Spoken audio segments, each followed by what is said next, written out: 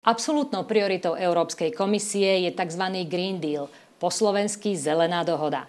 Má nám zabezpečiť kvalitnejšie životné prostredie a zdravšie potraviny. Bude naša Európa naozaj zelená, alebo ide len o znôžku byrokratických nezmyslov? Aj o tom sa dnes budeme rozprávať s kandidátom na europoslanca Braňom Ondrušom. Dobrý deň. Dobrý deň, prajem. Takže začneme veľmi jednoducho. Čo je to Green Deal a prečo vôbec Európska únia cíti potrebu mať zdravšie životné prostredie a zakotviť to niekde v nejakom dokumente? No, Green Deal je vlastne súbor nejakých opatrení alebo skôr nejakých plánov zo strany Európskej únie, ktorý má aj formalizovanú podobu. To znamená, sú to dokumenty, ktoré definujú, čo členské štáty majú dosiahnuť, napríklad okoľko majú znižiť emisie skleníkových plynov alebo okoľko majú zväčšiť rozsah povedzme zateplených budov, okoľko majú znížiť spotrebu energie vyrábanej napríklad z plynu a podobne.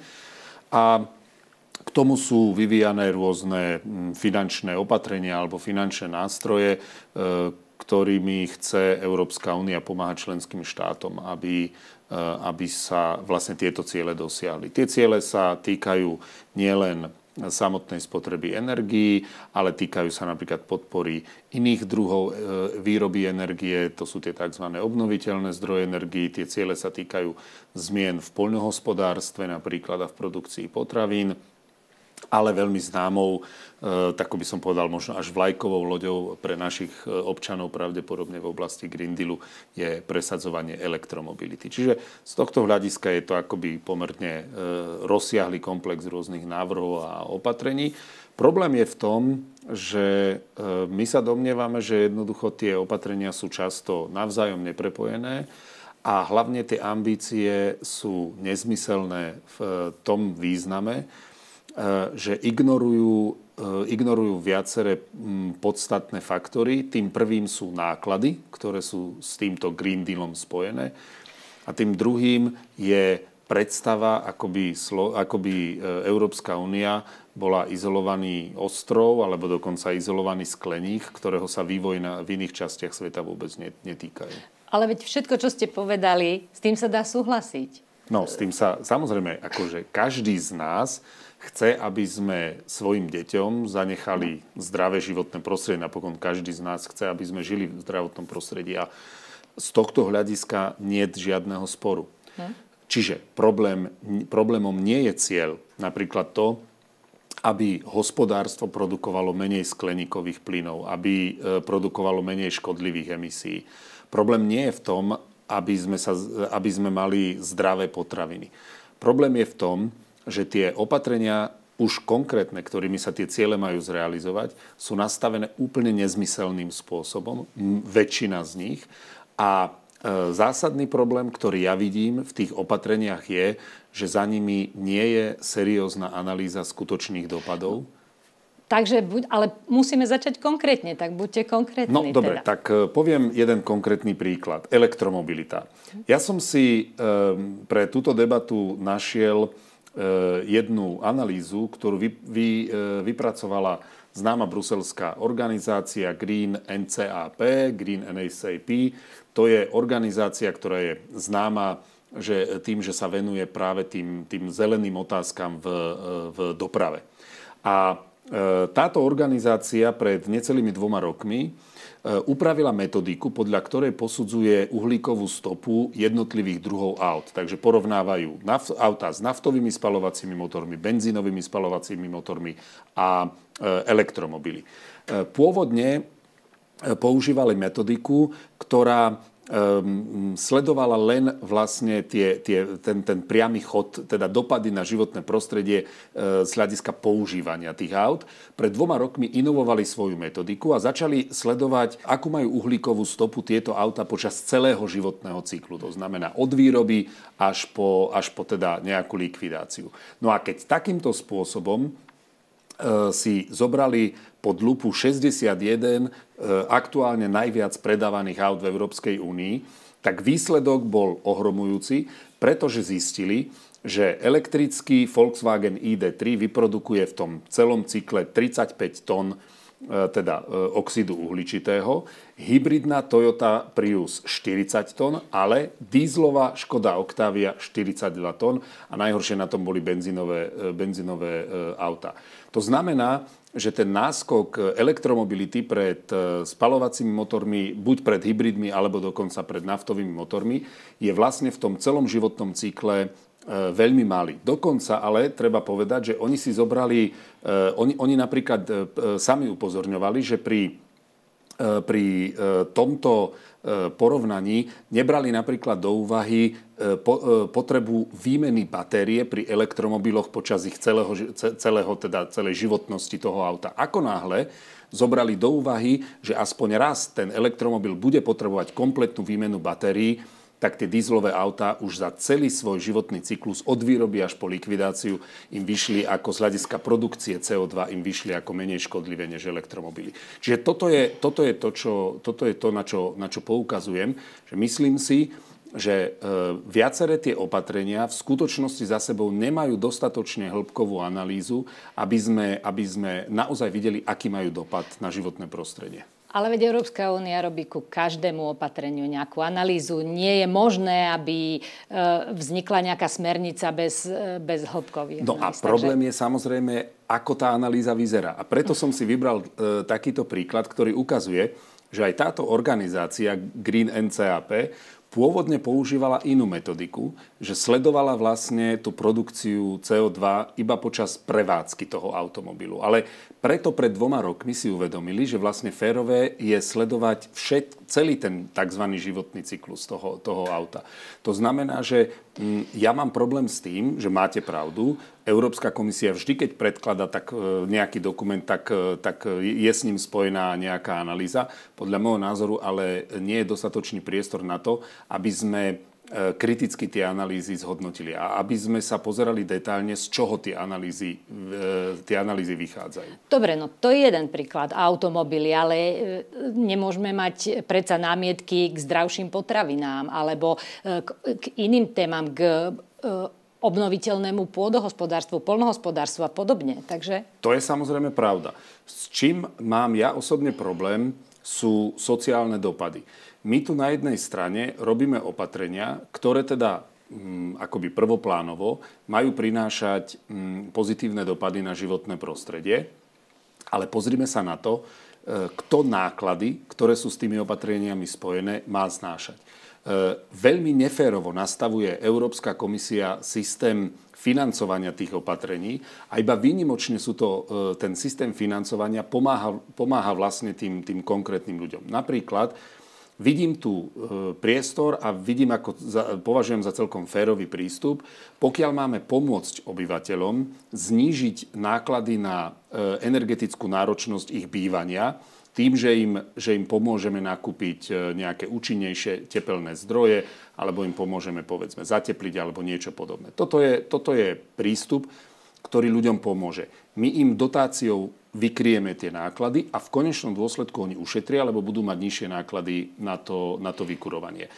Ale pokiaľ sa bavíme o potravinách, tak v tejto, alebo o poľnohospodárstve, tak tie opatrenia, ktoré sú navrhnuté v tej zelenej dohode, zväčša znamenajú, že potraviny budú drahšie, bude náročnejšie ich vyrobiť, poľnohospodárstvo bude výrazne drahšie, ale čo mi úplne najviac chýba, je nezmyselný pohľad na ochranu životného prostredia, ako som povedal v úvode, ako by sme boli v nejakom skleníku. A tie nebezpečné emisie, nebezpečné plyny, ako je napríklad oxid uhličitý alebo oxid aj uholnatý v prípade niektorých technológií, alebo sú to oxidy dusíka, tak my sa tvárime, ako keby sme vedeli ochrániť svoje ovzdušie tým, že tu v Európe budeme aplikovať nejaké kritériá a nejaké požiadavky, ale mimo Európy nie. Ale to je nezmysel.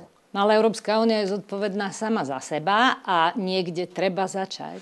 To je v poriadku, ale to, čo ja považujem za totálne neférové, je, že my na európskych producentov uplatňujeme prísne, povedzme nielen ekologické, ale napríklad aj sociálne štandardy, ale na iných producentov, ktorí k nám dovážajú svoje tovary, predávajú ich tu tvoria zisk, tieto kritériá neuplatňujeme. Povedzte mi, aký má zmysel nútiť našich poľnohospodárov, aby dodržiavali rôzne ekologické štandardy a ekologické kritériá, keď potom dovolíme poľnohospodárom z Ázie alebo napríklad z Latinskej Ameriky za úplne otrasných podmienok, čo sa týka dopadov na životné prostredie, spracovávať alebo teda vyrábať potraviny, ktoré sem dovezú a dokonca momentálne sa bavíme o tom, že podpíšeme obchodnú dohodu, ktorá ešte zlacní vlastne dovoz týchto potravín, ktoré majú brutálny dopad na životné prostredie. Len za všetky poviem len jeden príklad. Teraz, keď nastúpil, alebo teda predvani, keď nastúpil v Brazílii nový brazílsky ľavicový prezident Lula da Silva, tak jeho prvým krokom bolo, že výrazne zastavil odlesňovanie amazonského pralesa, pretože jeho pravicový predchodca, kamarát Donalda Trumpa, nechal odlesňovať amazonský prales takým tempom, aké doteraz v histórii tu nebolo. A viete, prečo to robil? Lebo chce zvýšiť poľnohospodársku produkciu, ktorú potom bude vyvážať do Európy a my ešte aj zrušíme clá. Veď to je úplný nezmysel. No dobre, ale to je jedna časť, dovozné prekážky a obchodná politika. A druhá časť je naše pestovanie zdravých potravín a dotácie pre našich farmárov, aby sme my v Európskej únii mali zdravšie potraviny. Ja to vnímam ako dve osobitné oblasti, dva osobitné problémy. Áno, lenže nie sú. Nie sú preto, lebo nie je možné, aby z daní našich občanov sme vo veľkom financovali rôzne opatrenia na zelené poľnohospodárstvo a zároveň sem dovážali potraviny, ktoré sú mimo Európy vyrábané v totálne neekologickom prostredí a ten zisk potom bude odchádzať mimo Európu.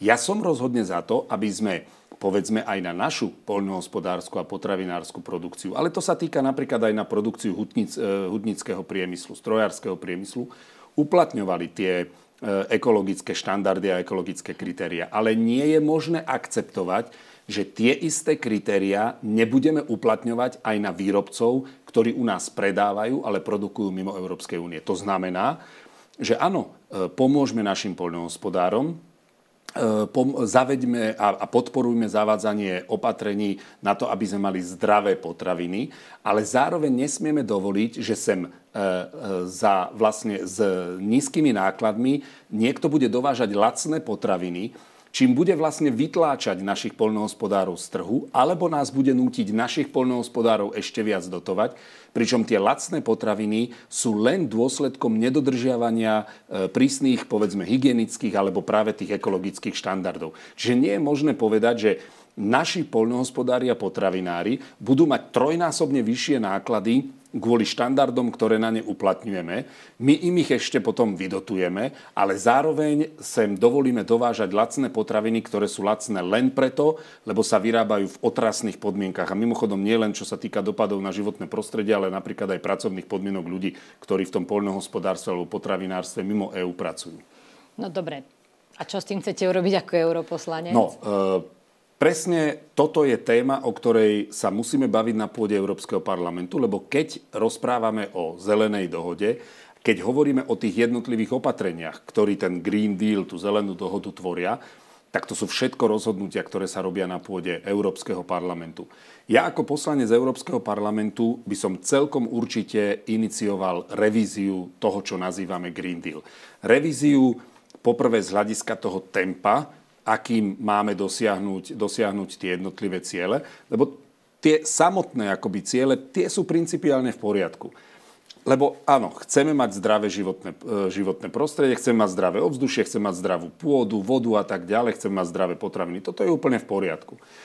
To, čo si myslím, že musíme zrevidovať, je poprvé tempo, akým máme dosiahnuť tie ciele, ktoré si stanovujeme. Jednoducho to nie je možné dosiahnuť za rok, za dva. Po druhé, tie opatrenia musia byť sociálne únosné a dnes nie sú nastavené tak, aby to bolo skutočne férové, lebo napríklad je neférové povedať, že my z daní všetkých pracujúcich ľudí budeme dotovať výrobu elektromobilov a predaj elektromobilov, ale automobilky si vlastne vďaka týmto dotáciám obsadia trh a budú si zvyšovať svoje zisky. No tak nehnevajte sa, aký je to prístup, keď my vlastne máme doplácať z verejných peňazí na to, aby iný na tom zarábal. Takže ten finančný rámec a tie podporné mechanizmy. A po tretie, ako som povedal, súčasťou revízie Green Dealu musí byť uplatňovanie tých istých požiadaviek na všetkých producentov bez ohľadu na to, či sú európski alebo mimoeurópski. No, na Slovensku máme už napríklad skúsenosť s uhlíkovou neutralitou, zatvorili sme bane a do roku 2050 je, ak sa nemýlim, v Green Deal, v zelenej dohode určené, že musia byť všetky krajiny uhlíkovo neutrálne. Uhlíková neutralita, tak ako je stanovená v tom Green Deale, je fakt úplný nezmysel. A úprimne povedané je nezmysel práve preto, čo som povedal. Toto je taký ten princíp ako cikania do jedného rohu v bazéne. Hej? Ľudia si myslia, že tam, keď sa vycikáš v jednom rohu v bazéne, tak vo zvyšku bazéna to nebude cítiť. Veď to nie je pravda. Ako my môžeme ovplyvniť kvalitu nášho ovzdušia, ak to nebudeme robiť globálne? Nie je pravda, že stačí, že budeme uhlíkovo neutrálni my v Európe a zvyšok sveta bude obrovským producentom CO2, ktorý pôjde do ovzdušia. Toto je jednoducho nezmysel, ktorý nikdy nebude fungovať a my môžeme byť uhlíkovo neutrálni a napriek tomu sa celkovo globálna klíma vôbec nezmení. No ale posledná otázka. Myslíte si, že pre vašu takúto myšlienku a kritiku zelenej dohody získate nejakých ďalších europoslancov? Práve, že si povedzme otvorene, že dnes rastie kritika tohto prístupu, ktorý presadzuje Európska komisia, ktorý nie je absolútne racionálny, nie je vôbec podložený reálnymi analýzami dopadov a predovšetkým nie je sociálne a nákladovo férový. To znamená, že ja práve naopak očakávam, že v novom zložení Európskom parlamente sa vytvorí veľmi silná skupina europoslancov z mnohých krajín Európskej únie, ktorá sa pridá k tomuto kritickému a objektívnemu pohľadu na to, ako máme dosahovať zelené ciele v rámci Európskej únie. A rozhodne chcem byť medzi tými, ktorí budú iniciovať túto diskusiu a nové opatrenia na pôde Európskeho parlamentu. Tak a zdá sa vám to podarí. Veríme, že sa vám to podarí a dovidenia na budúce. Ďakujem. Ďakujem pekne a ja dovidenia.